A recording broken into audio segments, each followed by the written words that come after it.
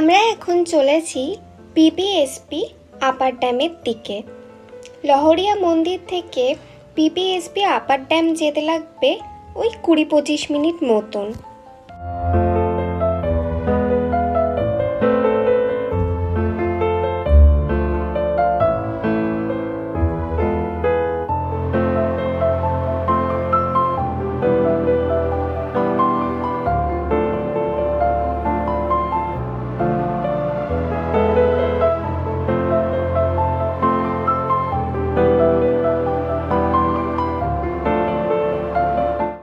রাস্তায় যেতে যেতে পড়ল লোয়ার ড্যাম ভিউ পয়েন্ট।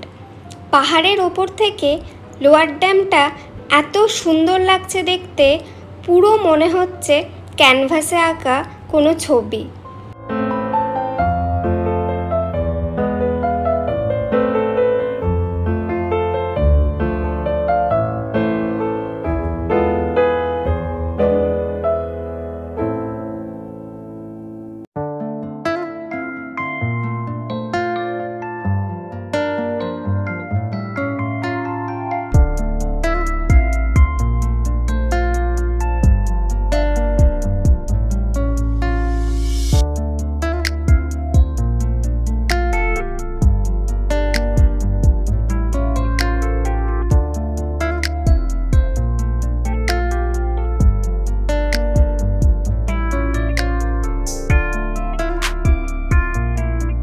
আমরা এখন এসে পড়েছি আপার ড্যাম।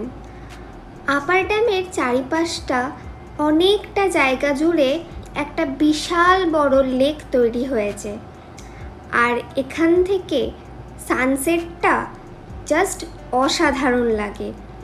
আমরা তো সকালবেলায় এসেছি, কিন্তু ইচ্ছা থাকলো একবার আপার ড্যাম থেকে অযোধ্যা পাহাড়ের সানসেটটা দেখার।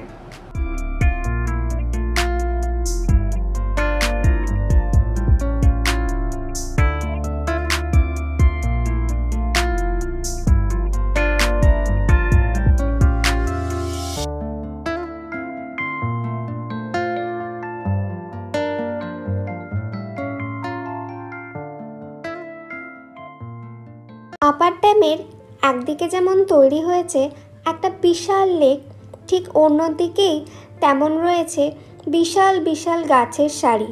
আমার তো পুরো মনে হচ্ছিল আমি নর্থ বেঙ্গলের কোনো একটা পাহাড়ে চলে এসেছি। সত্যি পুরুলিয়ার রূপ যত দেখছি ততই যেন খুলে যাচ্ছে। তো তারপর কিনে নিলাম কুল মাখা আর এই কুলফি। গরম একটু একটু লাগছিল বলেই আইসক্রিমের কেনা, আর সেগুলো খেতে খেতেই আমরা চললাম আমাদের নেক্সট স্পট দেখতে।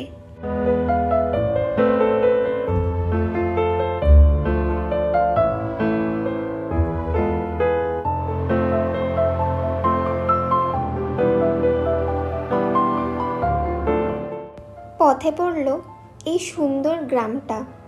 এখানকার বাড়িঘরগুলোর দেওয়ালে এরকম সুন্দর করে ছবি আঁকা।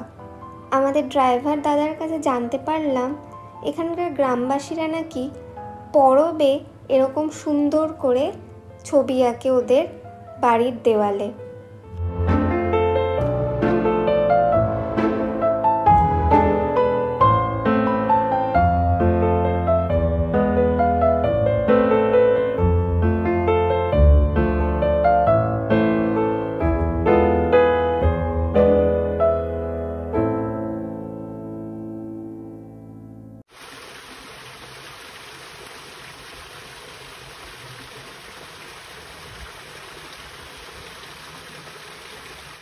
আমরা এখন এসেছি সীতাকুণ্ডে।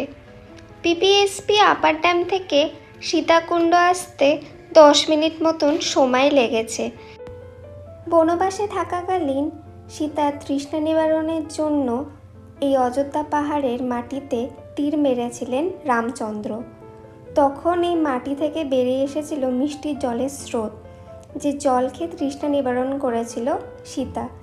সেই থেকেই এই সীতাকুণ্ড সব মানুষের কাছে এক তীর্থস্থান হয়ে দাঁড়িয়েছে।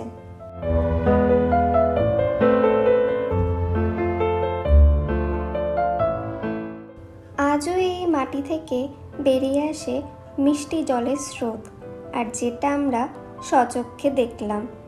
সবাই বলে যে লোক যত বাড়ে এই মিষ্টি জলের স্রোতের ধারাও নাকি তত জোরে হয়, আর সেটা নিজের চোখেই আমরা দেখলাম।